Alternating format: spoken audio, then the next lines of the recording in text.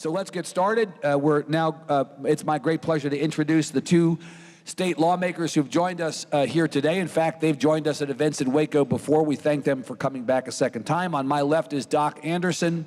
He is Republican of Waco, first chosen to represent House District 56 in 2004. In the 85th legislative session, he is vice chair of the Energy Resources Committee, sits on the Agriculture and Livestock Committee. He was born in New York, but as a person who himself was born in New York but got to Texas fast, I can tell you that's not a fatal condition. It is possible to be from New York but actually come to Texas and do meaningful work.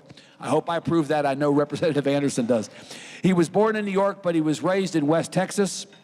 He has an undergraduate degree from Texas A&M University, as well as a degree in veterinary medicine from Texas A&M. On his left is Kyle Kacal, Republican of College Station, also represents a portion of this community, first elected to represent House District 12 in 2012. In the 85th session, he is vice chair of the Rules and Regulations Committee and sits on the Environmental Regulation, Natural Resources and Calendars committees. He was born in Houston, raised in Pearland, and he too has an undergraduate degree from Texas A&M University. Please give Representatives Anderson and Kacal a big hand. Thank them for being here. Gentlemen, good to be with you. We are still only a few weeks from the elections of this year. Most of the time, the press tells the people who we hope will read our stuff or watch our stuff, this election season is going to be the most interesting election season ever. And most of the time, we in the press are lying. We're hyping it.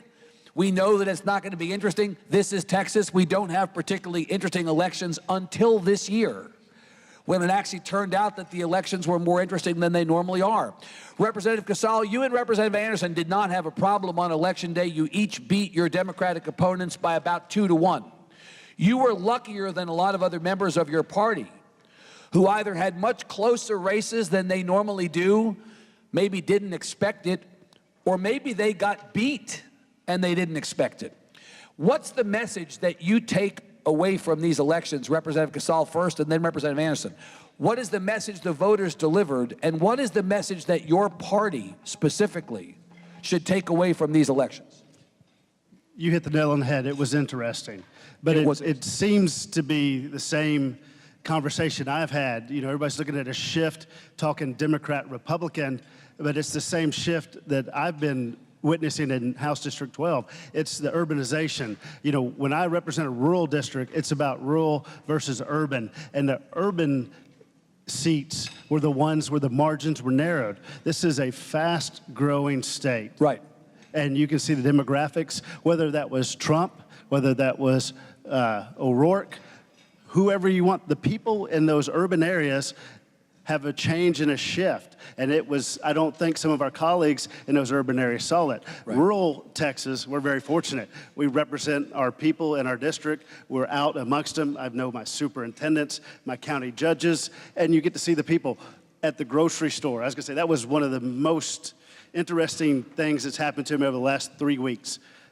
The people that voted for me and understand that I'm working hard, I've met more new people at the post office and the grocery store this last week than just the folks that I go to church with and socialize with. That is, to your point, Representative, that is the fast-growing population of Texas. Correct. These are new folks. Representative Anderson, I think that Representative Kacal is right to call out geography as a big part of this election. It wasn't just urban Texas that turned blue or voted more blue, but also the suburbs in a lot of places. Collin County, Denton County, down by where I live in Austin, Williamson County, Hayes County, Fort Bend County outside of Houston. Those collar counties, which had been reliably Republican, are not as Republican based on this election cycle. Would you say? I'd say it's very true, Evan. And let me say just real quickly, I want to thank President Livingstone for the hospitality and Baylor for putting this on, and everybody for taking their time and turning out today. Yes. And Evan, let me say, every one of the elections, if you sign up and run, every one of them is interesting. Well, sure, of course, but you know, and again, the fact is, you beat your opponent by about a 2-1 margin, but you had the lieutenant governor who had won by 19 points in 2014, won by 5. Commissioner Miller, the ag commissioner, won by only 5. The attorney general won by fewer than 4. And the biggest thing, of course, Representative Kacal called it out. Congressman O'Rourke, I haven't elected you to Congress yet. Representative Kacal called this out. The Senate race John Cornyn beat his Democratic opponent in the last Senate race on the ballot in 2014 by 26 points. Ted Cruz beat Beto O'Rourke by 2.6 points. Much closer. The closest race we've had in 25 years. Absolutely, and there was a tremendous amount of money put into that, someone from Texas, someone from outside the state. And let me say, the time I've been in the House, we started at 88 when I was first elected, then we dropped down to 84, and then actually down to 76. You were 76, 74 in the 2009 session, that's right. Correct. Right. And so we've seen this before. The difference is that we have to, as a party, we have to be able to reach out, realize what we see there, reach out to the other side, kind of bring together where we can on issues that we can agree on, and actually get out there and work to make sure that that doesn't happen or that we stop that slide and start working back up. I want to ask each of you quickly before we get into the issues of the next session. I appreciated what Representative Kacal said. Well, you know, it might have been Trump, might have been Beto. There are sort of three theories of the case of what happened on Election Day, Representative Kacal. One was that Congressman O'Rourke turned out to be a pretty good candidate for the Senate, turned out a lot of people. I mean, he got 4 million votes for the Senate. A total of 4.7 million Texans turned out in the last midterm election. So he got 4 million just by himself. So he's one answer. The president is one answer. But, you know, a third answer, Representative, respectfully, is that you all in the majority in the legislature may have gotten a little bit over your skis in the last session, talking about bathrooms and sanctuary cities as opposed to education and health care. That is one theory, not necessarily my theory, but it's the theory of some, that they delivered a little bit of a rebuke to the people in charge and said, stick to business. What do you think of those three was the biggest effect on this election? I don't know if you can pick one of the three. I agree with you, it's all the three, but it goes back to my point. I have never focused on any of that in my district. I focus on the issues that are important to the district. You know, I never get swayed that there's one issue that's so important or so out there. And I think that's what this election does. I think I've heard you allude to that, how do people fix this? How do they reconnect? Right. We don't need to run primary politics. We need to run for your district and focus on what's important to that district. And rural Texas allows that. And I've been very fortunate, and I will continue to do that. But I guess to answer your question, the demographics are changing. There is a large number of people moving the state of Texas, and those Texas values are held in rural Texas. And so the population has been diluted a little bit by people who are not from here, and that's caused the politics and the elections to change probably. Representative Anderson, I'm interested to know whether you think there is any message that the voters delivered about the work of the last legislature before we talk about the next legislature. Did the voters tell you that they were not entirely happy, do you think, with the work that you all did in the last session? I think, Evan, that's true, that there was definitely part of that, but I think the overall issue is all of the above. And all those things you have to crank in the national politics, and like you say, President Trump, one way or the other, and the money that came in from outside the state to try and set the tone, the money that's been invested in the previous administration in Texas trying to change the tone here. And so all those things kind of come to fruition. But our response is that we have to make sure that we deal with the issues. Education is definitely at a point where I think there's total consensus for a number of reasons. You know, previously where we had the lawsuits, each session you'd have the lawsuits, the school district to sue, and it would go to court somewhere, and a judge would say, okay, this is what you'll do. And so all the reform, so to speak, is responding to that judge. Whereas this last go-around, where they said it is constitutional the way we find it, but we're way underfunded, that gives us an opportunity to look at that objectively. The fact that we appointed a commission this last go-around that will look at all those issues is also very instructional and instrumental in trying to actually deal with the problem, make some serious reform. So let's stay with public education and transition this conversation to the next session. Representative Kacal, that is the thing that we've heard since Election Day. Is, you know, the governor has said we need to focus on public education. The lieutenant governor has said we need to focus on public education. You'll have a new speaker in this next session. After 5 terms of Speaker Strauss, Dennis Bonnen from Angleton will now be, it appears, the Speaker. Your caucus ratified him on Saturday as the unanimous choice of the caucus. You both signed the letter that he put out saying, I've got 109 people supporting me, 79 Republicans and 30 Democrats. So he will be, barring something unforeseen, he will be the Speaker. He has said job number 1 for this legislature is public education. Haven't we heard that before, though? We have, but I don't think we've ever had all 3, the governor, the Senate, and the House, all on the same page, focused on the same page, talking about public school finance. And, you know, I'm optimistic the commission is going to meet continually till we gavel in on the 8th. So I'm, you know, I don't want to get the horse before the cart, but the fact that they're meeting, we're focused on it. I'm going to continue to meet with, superintendents this afternoon. So I'm looking forward to seeing what they think the conversation with that Public School Finance Commission is, how they're going. I have a lifeline with Representative Ken King, lets me know how they're going and where they're headed. And I think for all practical purposes, we're headed in the right direction. If Speaker Bonnen holds tight, we're going to be in a good spot. Do you think, Representative Kacal, that fixing school finance 100% for sure means more money for public education?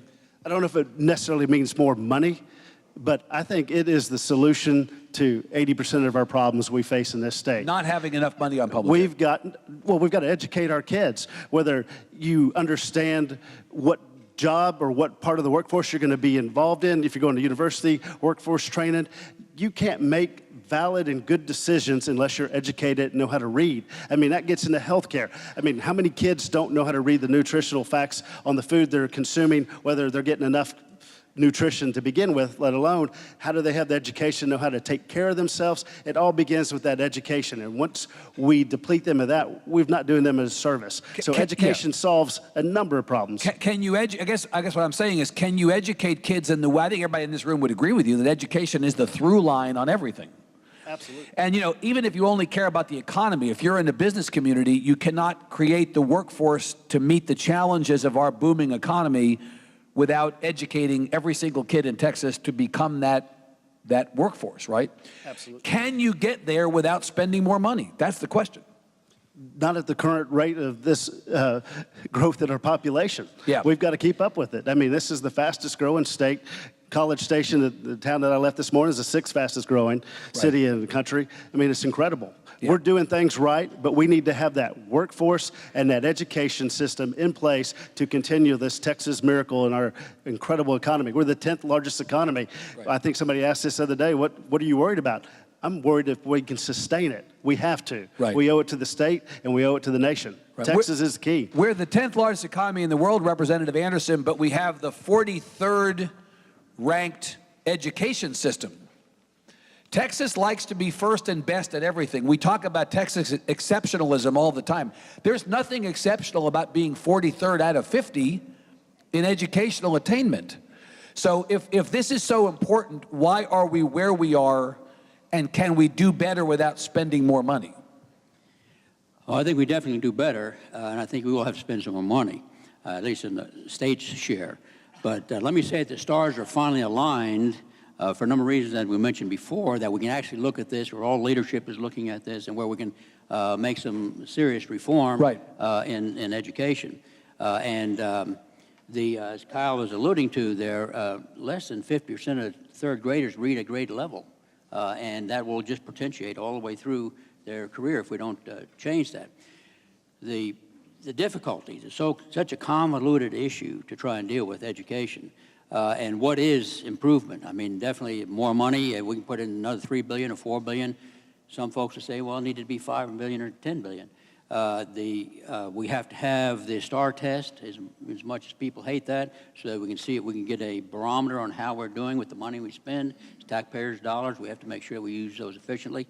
But what is education? In other words, what special education, special needs kids, all these things that we have to look at, mental health issues in the schools, all these things that we have to deal with before we can improve education. And all of those things you're talking about, the special education problem has been a subset of the larger problem. Absolutely. People think we've got to spend more money. It seems likely that we're going to have to spend more money on that. School safety issues, whether it's mental health or anything else under the banner of school safety. There's a price tag. I guess the problem, Representative Anderson, you've been in the legislature longer than Representative Kacal. You know that there is never a time with unlimited money. Never. The fact is, this is the first post-Hurricane Harvey session of the legislature, and if it's been difficult to free money up for education before, it's going to be a little bit tighter, I suspect, this time. So I guess the challenge is, number one, do you think philosophically that you should spend more money? But then the second thing is, where are you going to get it from? Are you going to have the dollars available? Even if you agree that what we need to do is put more money into education, will the dollars be there? That's a big question. There's a lot of unknowns. You know, we look at our supplemental budget.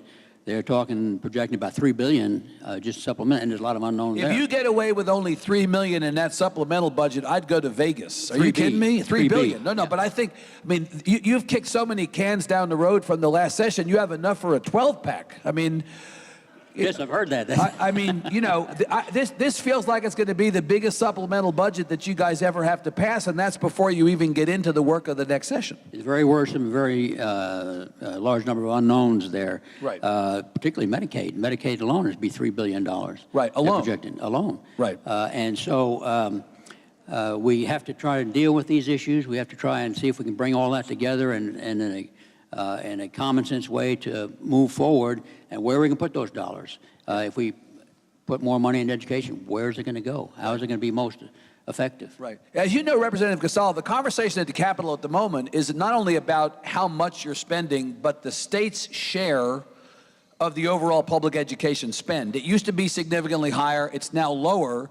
And as a result of that, all of our property taxes in Texas have gone up to fund public ed. And there's a desire to see that rebalanced so that you take on a larger share and that we take on less of a share as property taxpayers. Is that where this conversation is going? That's exactly where it's going. The two are tied together. Right.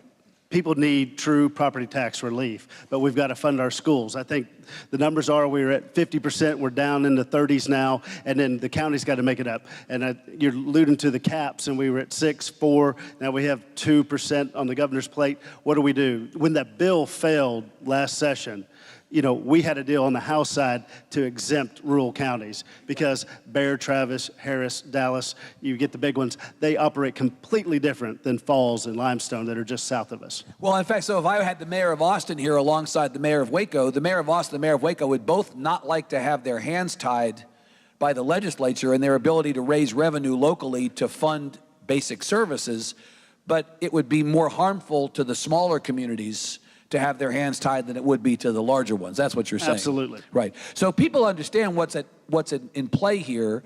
It is a proposal by the legislature, which failed at the end of last session, to limit the ability of local officials to raise property taxes above a certain percentage without a vote of the folks back home. So the House bill would have limited by 6%. Above 6%, you got to get a vote of the people back home. Senate bill wanted 4%. The governor is proposing 2.5%. The fact is, Representative Kacal, local officials from blue parts of the state and red parts of the state lobbied you at the end of the session and said, don't limit our ability to raise taxes. There's already an accountability measure in place, and it's called elections. They're elected by the right, people. If they don't like the fact that we raise property tax, they just vote us out of office. So why is it going to be any different in this session? If you couldn't pass that legislation last time, why are you optimistic that you can do it this time? Who said I was optimistic? So you're not optimistic, okay. But you also recognize that without you all coming in, property taxes are not likely to go down, and that's what people are clamoring Right, the people for. deserve property tax relief. Let's look at it from an optimistic standpopoint. Yeah. Take Harvey out for a minute. We got an additional $2.8 billion that the comptroller found. So the budget, the amount of money we have to work with is around $110 A little bit more than you thought you had, right? A little bit more than we had. But then there's Harvey. We have a new speaker. The dynamics, who's chair of appropriations? Who gets the budget to start with? The House. And we have no chair of appropriations. This session is one to watch. The cycle should have got you excited by the returns, but now you need to show up in January with us. Don't send Doc and I there alone on the 8th. We need to see you. We need to hear from you because there's a lot of moving parts, and we're going to need a lot of input. Right. Representative Anderson, isn't it a problem with the Constitution of Texas guaranteeing a first-class public education for free that we're only funding about 30% of public ed? I mean, I know people say, well, property taxes are paying to fill that void.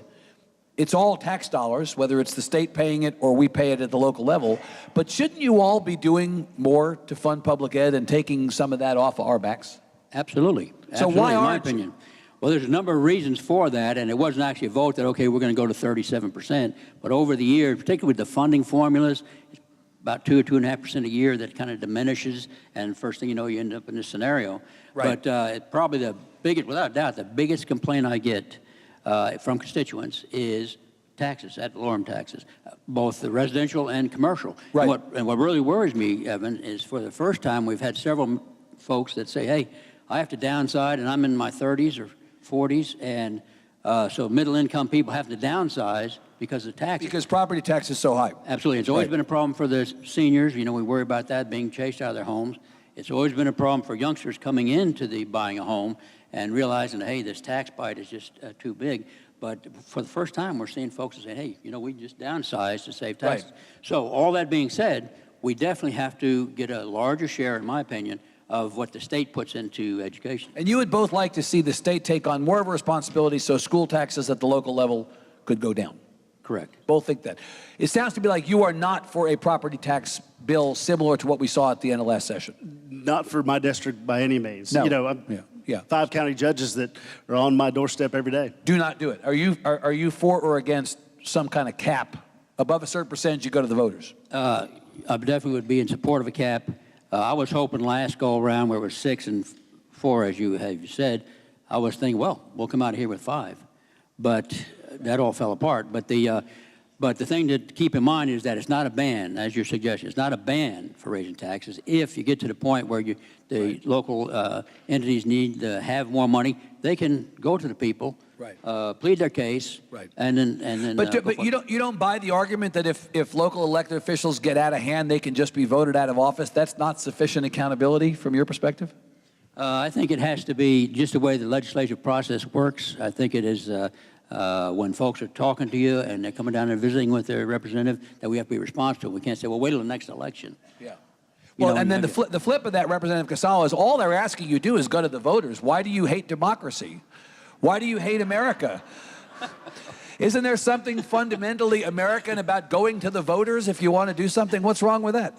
Nothing wrong at all, but to your point, the local elections, those county judges, those county commissioners, those mayors, Right. the city councils are elected. They see those numbers every day. They see those people every day. My job, I don't see my job as a state legislator is to hobble them or impede them to do their job that they see every day. I'm there to help, not hurt.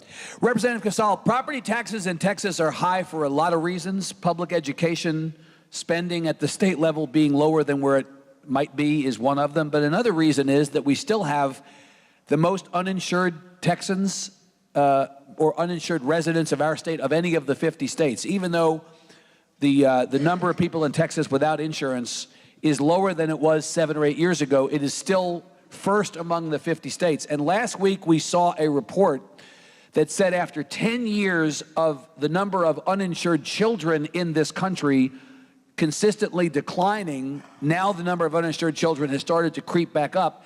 And Texas has more uninsured children specifically than any other state, more than 855,000 uninsured children. So people without health insurance go to the county hospital. Here in this county and in other counties, they're treated for free, but then those costs are passed along to all of us in the form of uncompensated care, goes into property taxes and all that. If you want to lower property taxes, why don't you fix health care, Representative? I mean, that's the big monster in the room. Right. We've got to tackle it. So we need to look at the block grants. We've got to look at the private sector. We've got to find ways to do this, and I think we're smart enough to do it. We've just got to open up those doors and walk through them. What is preventing the legislature from doing it? We send 181 of you to Austin for 5 months every 2 years. You do the work of this state.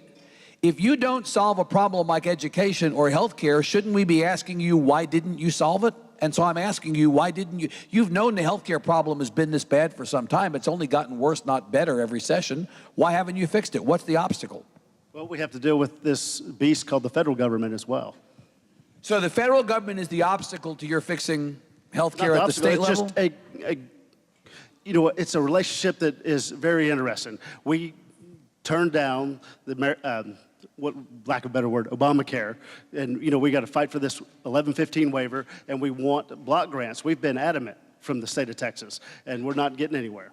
So, and the expansion of Medicaid, Representative Anderson, which was on the table previously and would have brought, on a short-term basis, a whole bunch of our tax dollars back to Texas. A lot of people think, I know that you don't like the idea of tethering yourself to the federal government, but that's a lot of money we left on the table. Should we have left that money on the table? I think we need to look at the overall picture. In other words, what's effective. Oftentimes people can be fooled. You know, you can say you have coverage, but you don't have access. And particularly with Medicaid, so many of those youngsters, only 3 out of 10 doctors will take Medicaid in Texas. Yeah. So you can say, okay, you got coverage. Those numbers are at a historic low. That's right, but where are you going to go? New Medicaid patients, that's yes, right. Yes, so we have to be truthful, and we have to look at the big picture. And that is dealing with the feds, just like Kyle was saying, and change those systems. I was a member of the NFIB and the Texas Association of Business, and we were preaching for many years with health insurance to buy across state lines, just like your auto insurance, to perhaps have it more tax deductible, have programs that are policies that are beneficial for people. In other words, at my age, I don't need to be concerned about childbirth and things like that, so I'd want a policy that didn't necessarily have that in there. And so policies that would be more effective for people and they'd be willing to purchase. And all those things would help bring that cost curve down. We've done just the opposite. And as Kyle said also, you know, with the ACA, we almost got that repealed and replaced to where we could start bringing that cost curve down just last session. Unfortunately, we weren't successful. But we still have to work for that. It wasn't due. I wouldn't be comfortable expanding Medicaid. Every state that did, just about's in the ditch, by the way. Well, except you had a couple of red states just on this last election cycle, the kind of states that you wouldn't expect to expand Medicaid, where they put it to the voters, and the voters actually voted overwhelmingly that they thought it was important to get some of that money back. I guess the question is, I know leadership in Austin is not for expanding Medicaid or for accessing those dollars. I wonder if we put it to the voters, if the voters would feel the same way. Well, we're always willing to put it to the voters, you know, and that would be the, that would be the ultimate direction. So it turns out we don't hate democracy. That's good, actually. That's right. We are willing to put things to the voters. So speaking of the federal government and our relationship with the federal government, healthcare is obviously one big issue, Representative Kacal. Another is border security. I heard for 2 consecutive sessions when President Obama was in the White House, this is a federal government responsibility. And we in Texas are having to spend money out of our state budget, $800 million in each 2-year bit, because the federal government was not doing its job on border security.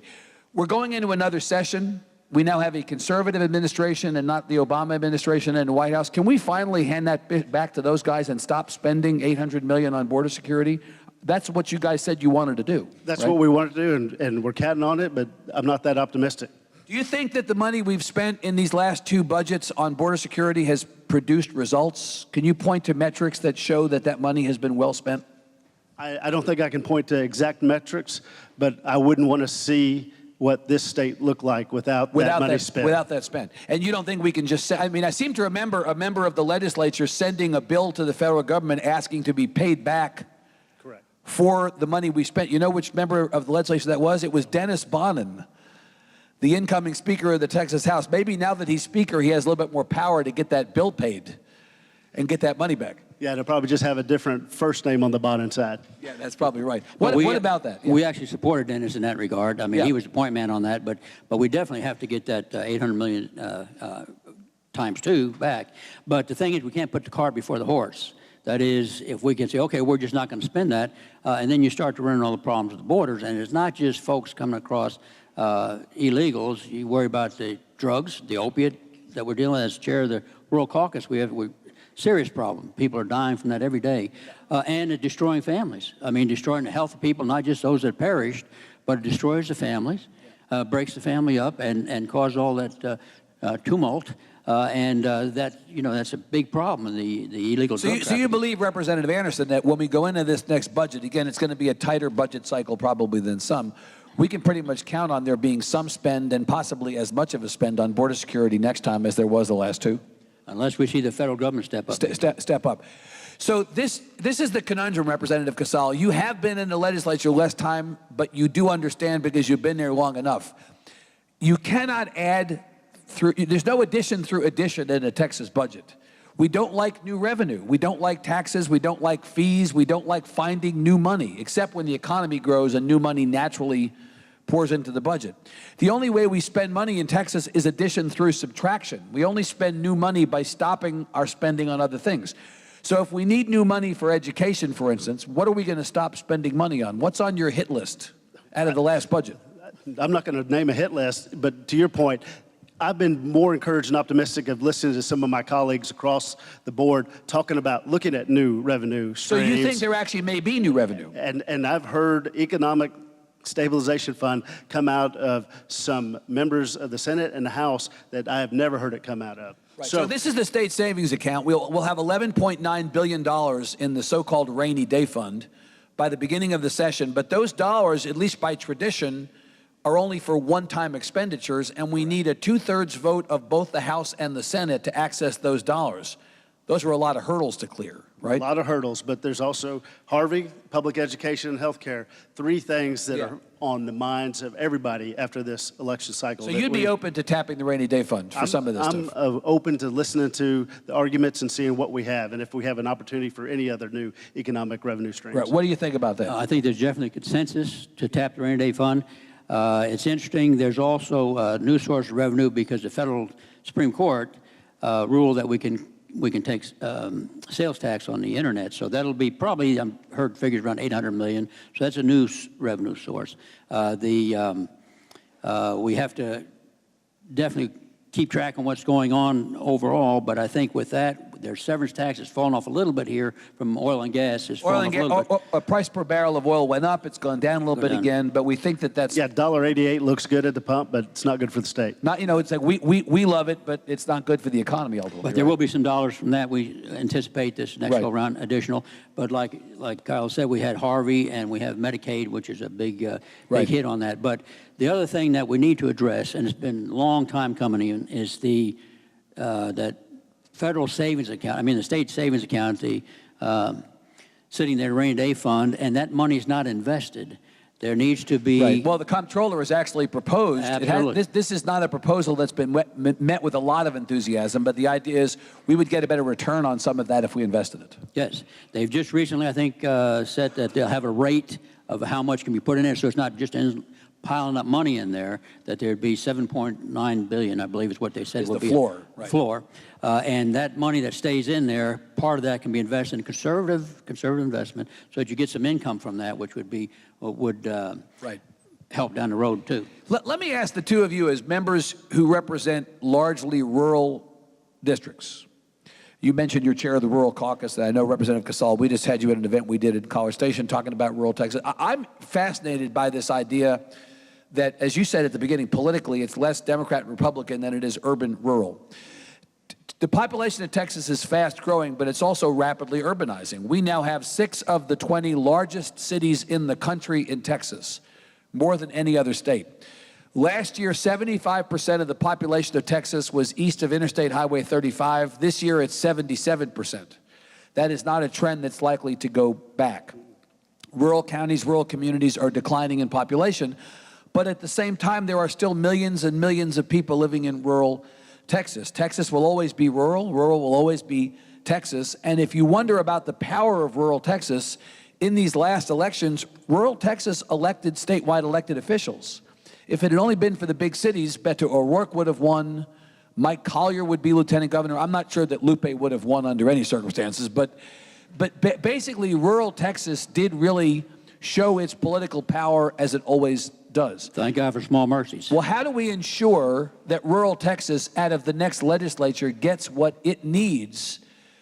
Rural schools, rural hospitals we know are closing around the state. There are a lot of challenges, Representative, for rural. There are a lot of challenges, but to your point, what an optimistic view. I had a meeting with Senator Colcourse the other day, and her and I came to that same conclusion. And she's already had a meeting with the governor and lieutenant governor, and I've met with some of the folks in the governor's office.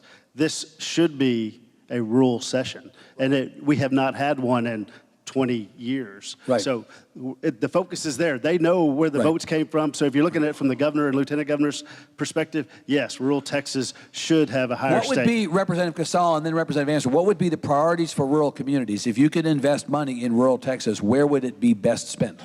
We got to invest in those rural schools. Rural education. Rural Representative? education, rural medicine, and broadband, kind of in that order. Broadband, so Right. those folks can age in place, can preserve rural Texas, Right. can work from home and things like that. Of course, those things are related. You know, if you don't have access to broadband in rural communities, both education and healthcare are much more challenging. The broadband covers everything. It gives you telemedicine, gives Right. those kids opportunities educational-wise they would not have, and it brings economic development. Telemedicine's super important in rural Texas.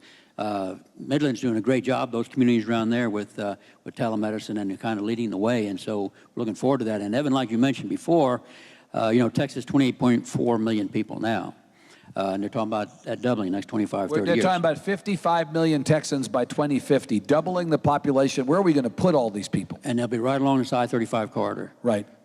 Yeah. So we've got about 5 minutes before we go to audience questions. I want to ask each of you to talk about an issue that we have not talked about today that you think will be or should be on the agenda for next session, something that is a pet thing for you. You know, you're on the Natural Resources Committee. Representative Kacal, we're 5 years out from the SWIFT mechanism to fund the state water plan. Maybe water is taken care of. We don't need to be talking about it. But is there something that we have not brought up that you should put on the agenda for next session? You hit the nail on the head. I'm going to Is water it water? every chance Yep. I get. Once we about that. educate these kids and provide health care for them, they've got to have water to survive. If we want to keep the economic engine going, Right. we've got to watch water. What was the Harvey event? It was water. What did we do right and what did we do wrong? I mean, we've spent the whole interim doing hearings on Harvey and how we should have mitigated that water beforehand. You know, we had a bunch of bills and natural resources get vetoed, aquifer storage and recovery, conservation efforts. These things we're going to have to tackle and make a priority, because anything we do, if we have the most incredible session and take care of all these issues we started with, and then we wake up and we have no water, because you know the next drought is just a day away, and we need to plan accordingly, be Right. prepared, and it's going to take a lot more water to quench the thirst of 55 million Texans. Right. Representative, you know that the day after Thanksgiving, the Trump administration put out a report on climate change, climate science, that said basically everything that you've heard is true, and that Hurricane Harvey, among other events that we have experienced up close and from a distance, was actually exacerbated by changes in the climate, and that we need to begin dealing with that if we intend on the water question, on a whole bunch of questions, if we want to really try to address these issues. Should Texas take a more forward-looking or open-minded attitude about climate as a contributor on the water issues that we face and on other weather issues that we face, or should we stay where we are as it relates to this issue? I'm gonna say it this way: with the technology and resources we have to base all our decisions on science, and we need to agree on that and understand it and incorporate it in every bill that we pass. So if there happens to be an opportunity to have a conversation about climate in this next session, you're all for it? We need to have our ears open. I mean, you know, when you're sitting in natural resources, Yeah. I can see my chief's going to go crazy, but my favorite impasse we come to every time is coming to those hydrologists in science. And each water district has a different scientist, a different hydrologist, and Right. nobody agrees on the number. And, you know, we look at a county official, and we're talking about not hobbling him. You know, my county judge not my county judge, but a county judge out of Bastrop, Texas, says there's liars, damn liars, and hydrologists. Liars, damn liars. Yeah, I think you just lost the hydrologist vote, I'm afraid, in the next election. Representative Anderson, what's your big issue that we're not talking about that we ought to be talking about? Well, let me say also water is super important. We passed a bill last session to allow some of these smaller rural districts to access money from the water development plan Yes. to develop their communities. But also, as I mentioned, the opioids. It's super important that we maintain control on that, and that drives so much of our crime, it drives so much of our home invasions, and what have you, is drug abuse. Is that primarily a healthcare issue? Healthcare issue, economic issue, a criminal issue, as far as jails and what have you. So I think that's a big issue that we have to pay attention to. Okay. We have a microphone there and a microphone there. I bet they would rather answer your questions than mine, because they're going to get progressively worse as we get close to 1 o'clock. So let me invite you to join in the conversation. It looks like you're making your way to the mic. I'll let you go first. And if you want to do that mic and this mic, we'll take as many questions as time permit. Ma'am, please ask a question. Don't make a speech. Would be my only strong request of you. Ma'am. Oh, it's on. Yes. I'm glad you brought up water. Water is going to be a hot issue. And here's the battle between urban and rural regulation. I'm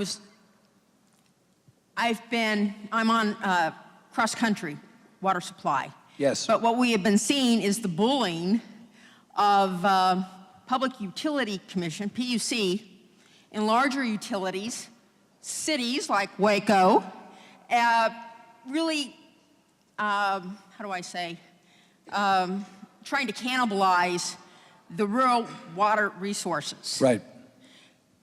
What are you doing to help preserve rural water communities and keep them from high legal expenses, say a lawsuit brought from PUC because they're not going to put the money out? Yeah. Representative Kacal, this is a huge legal issue in a lot of areas.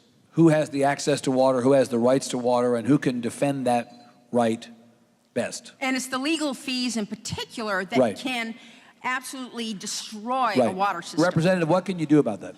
Well, we're going to continue the rule of capture, 1904, still the rule of law in water. You have chapter 36, it can get convoluted. But rural Texas owns the water under the ground. It's one of the primary private property rights we fight for. So we continue, we're getting the bigger issues on how we can move the water. So there shouldn't be an issue. Waco has secured the water that it needs to. I usually look at them as an example of what they've done, especially during a drought of 11, when they dredged the lake and increased the dam size to capture more water. Man, there are a lot of people behind you. Let's not do a follow-up. Let's let them answer, and we'll go to other people. But go ahead, keep going, Representative. But the law is on your side, and we'll continue to defend it. Yeah. Right. Sir, ma'am, I'm sorry, ma'am. I just thought gentleman over there. Ma'am. So y'all speak about rural America. What are your plans or your position of the city of Waco to place a landfill one town over in a rural area in which the entire community in both counties oppose and have passed ordinance prohibiting the placement of this landfill? It's on an aquifer, it has floodplains, and it would sit within 1 mile of 184 acres bodies of water. Right. This landfill issue I'm sensing is something that you both are more familiar with than I am, local issue, but please, and what place does the legislature have in the conversation about this landfill being located so close, as the questioner is asking? Well, it's a very difficult question. I appreciate this City of Waco and the difficulty in dealing with that. To the lady's question in particular, wherever you put landfill, it's NIMBY, not in my backyard. And what I'd say is follow up on the legalities, that is, with hard science, and like they were talking about having one closer on 84 here, and the folks there fought that. And so it's always difficult. There's nobody wants one in their backyard, so to speak. And so it's a very difficult question, but I just advise you to look at the legal aspects as you go forward. So you don't have a position? Well, I'll just answer this. It all falls in my district, and I think we have a meeting coming up that we've called our hearing with the TCEQ, so we'll start the process. I will continue to meet with, I will meet with some folks from Axtell this afternoon, and yes, we're making sure that the process is followed correctly. The position is, where are they going to put it? Doc hit the nail on the head. We wanted to grow the one out here. The community on the west side did not want that to happen. The city looked for another location. I'm not too particularly thrilled about where they located it, so we'll continue to help the citizens do what is legal and follow the line of the law as we have the meeting, the open meetings, the hearing, and then we'll follow the process through and make sure they meet every requirement before they can even begin to break ground. Good. Sir. What do you think is the proper role for religion in government and education? A questioner at Baylor University is asking,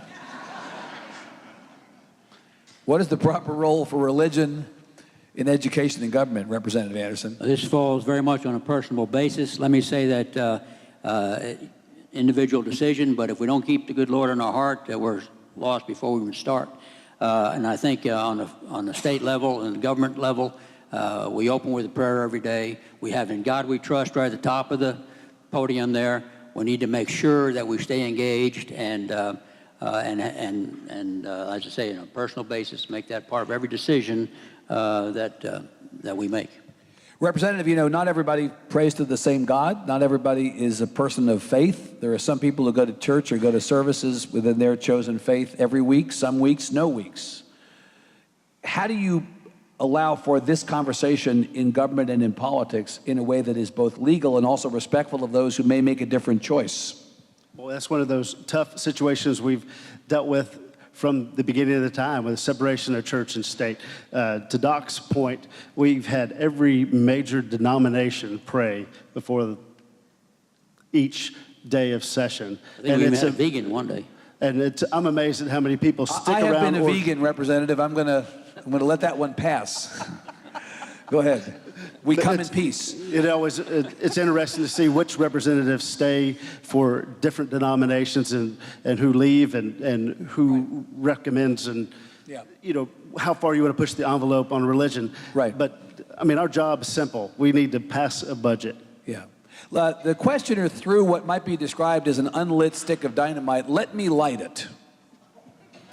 Right now, the Tarrant County Republican Party has been trying to remove an official of that party who is a Muslim.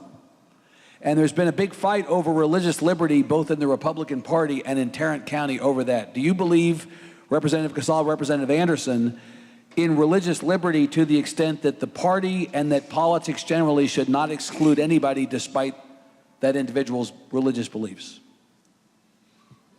Can I once again say I'm grateful to represent House District 12 in rural Texas? Right.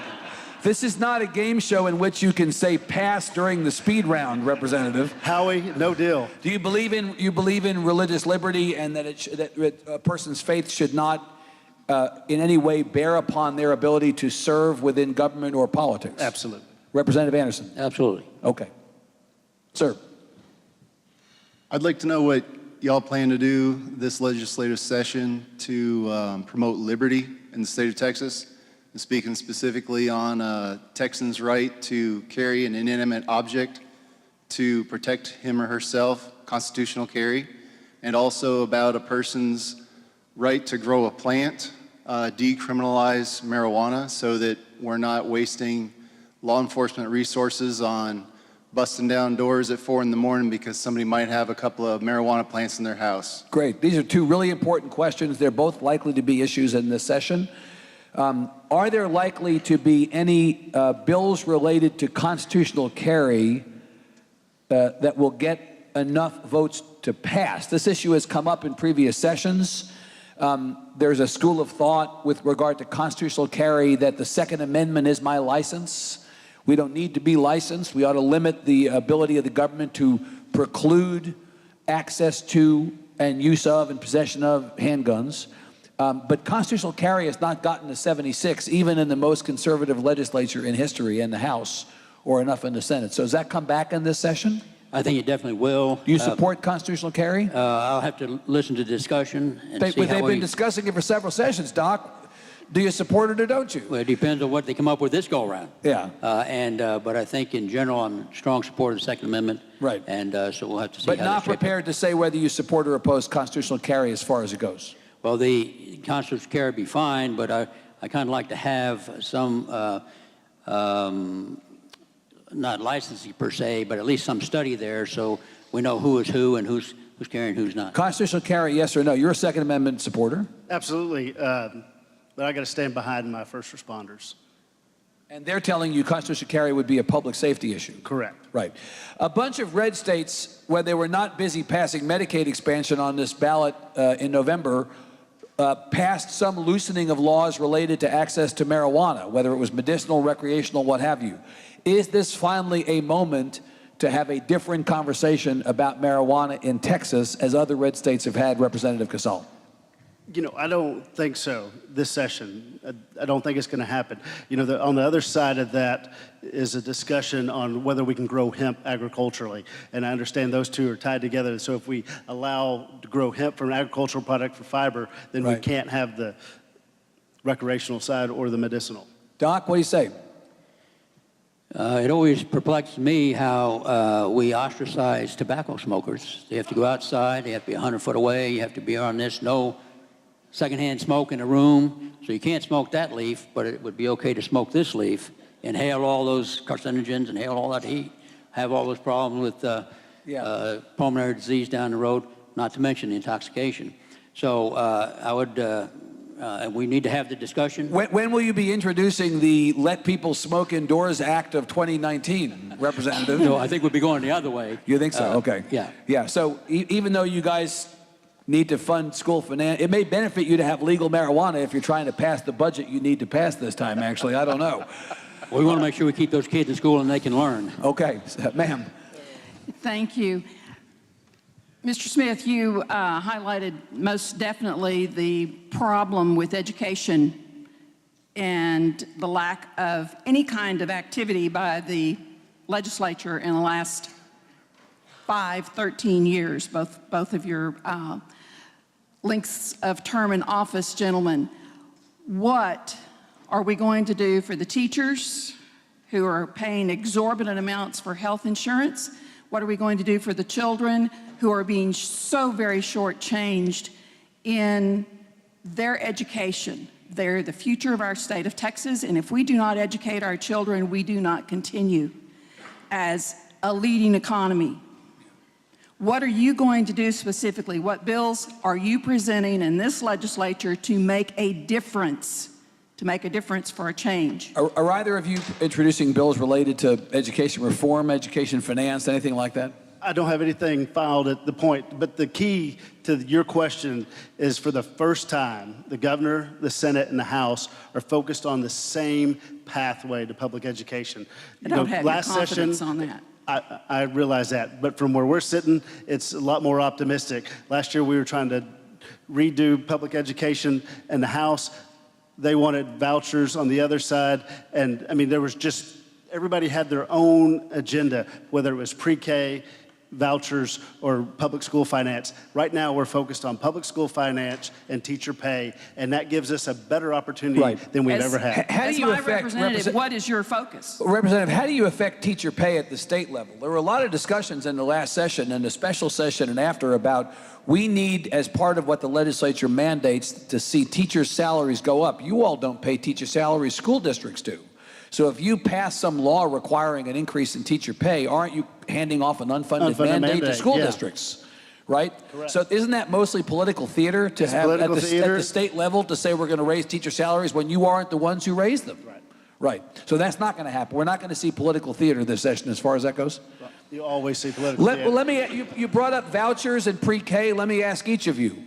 If you couldn't pass vouchers in a 95 Republican, 55 Democrat House, can you pass vouchers in a House that's 83-67? Absolutely not. Vouchers are dead on arrival. Right. Vouchers I are don't dead think on they'll arrival. be coming up this go around. Won't come back. How about pre-K funding? Pre-K's been an emergency item the last couple of times, but the fight is over full day versus half day, and the fight is over whether you all adequately funded. What happens this time on pre-K? Let's hope we focus on it. That solves more problems. So you're prepared to have that conversation? Absolutely, and plan to support it and push it. If we educate these kids early, it solves problems down the line. How about pre-K, Doc? I definitely support pre-K. The question is, are you going to be a formula type pre-K? Because I wouldn't want to suggest to folks that that was an opportunity. I don't see where we'd have anywhere near the dollars to have like a universal pre-K or anything of that nature. We definitely need to support pre-K. We did last go around, on especially, you know, those that were doing a good job, and we need to continue to do that. Okay. Sir. There's currently a bill before the Senate. I'm speaking as a college professor. For the last decade, we have children who have graduated from our elementary schools, all children, whether their parents are documented or not, that have graduated from our high schools, have been allowed in-state tuition. Right. There's currently a bill that will remove that. This is Representative Biedermann's bill, I believe. Right? Yes. Bill 1819. Yes. I think it's unethical to punish these kids for the act of their parents. I think it's immoral to deny education to our kids, and I think it's just dumb. So your question is, what should we do about that? Yes. Will the so-called dreamers still be allowed to get in-state tuition? So the original law passed in 2001. If you remember, Rick Perry, when he ran for president in 2012, defended the policy of providing in-state tuition to undocumented students and was booed at that debate in Florida. That was really the moment where his presidential campaign began to decline. Neither of you was in the legislature when the original legislation on that passed, correct? In '01. Correct. Right. So you have an opportunity now, if that bill is, Representative Biedermann's bill, I believe, is the one, comes up. Should we get rid of in-state tuition for undocumented students? Yes or no? No passing on this one. Yes or no? Oh gosh, I would have lost my train of thought again. Should we get rid of in-state tuition for undocumented students? Yes or no? He says no, we should not get rid of it. Representative Anderson. Today we've been talking about all these different issues that require funding in Texas, huge amounts. There's never enough money. We have to worry about nursing homes. We have to worry about pre-K. We have to worry about a tremendous number of needs, legitimate needs, special needs kids in school, all these things, mental health, jail diversion, all these things that we're trying to worry about with tax dollars. And so I think those things should take prominence over the... So you would vote to get rid of in-state tuition for undocumented students? Yes. I'd have to see that bill there again, but in general, I think these other needs take precedence. Ma'am. This is a question that is an issue that has not come up at all today, but I'm particularly interested. I want to hear what both of you have to say, but particularly Mr. Anderson. The mother's death rate, the maternal mortality rate in Texas is higher than it is in a third world country. We've been kicking the can down the road, legislative session after legislative session, doing study after study, but doing nothing about it. I would like to know specifically, what do you plan to do this legislative session to address that and start bringing those numbers down? What about the maternal mortality question? This was one of the things we learned in the last session, that Texas is particularly problematic on that issue. Now, the data has been revised downward so that we're not quite as bad as we understood ourselves to be, but we're still pretty terrible. We downgraded from worst in the Western world to merely awful, basically, right, on that problem. So what should we do? There was a commission that, or a study that was, I think the byproducts of last session was we were going to study the maternal mortality issue. What should we do to address this problem, Doug? I think it's a very good question. Even one life lost is one too many. There has been that study. We dealt with that on the floor last go-around, and so we'll take that information, look at that. The author of that study, the lady that proposed that, is very interested in going forward with that, and we'll be very supportive in her efforts. And so we'll see what form that takes, but it's a definite issue. Representative Kacal, anything on that issue that we should be doing? We need to focus on it. It's a travesty. All right. I think we have time for, Jessica, one more question. All right. Yes. Considering the evolution of high-stakes testing, Microphone, please. Oh, I'm sorry. That's okay. I'm a little short. Yes. Considering the evolution of high-stakes testing, the threat of state takeover, and the state's decreasing share of funding public education, what is your position on this transformation zone movement, the effectiveness of SB 1882, and particularly, are you concerned that we're creating a group of separate and unequal schools within our public school system? Yeah, not a controversial or complicated question to end today, huh? Yeah. Let me say that we're very proud of WISD. They had 5 failing schools, and they've managed to pull some of them through, and we want to definitely thank Dr. Nelson for his efforts in that regard, and the whole community. Everybody pulled together, and they didn't put a lot of money. They wasn't millions more. It was folks pulling together, getting parents involved, and it's a difficult thing, but if they hadn't gone to the charter school mindset, I don't know if we'd been dealing with that now. And so it has worked well because of the good people here in McLennan County.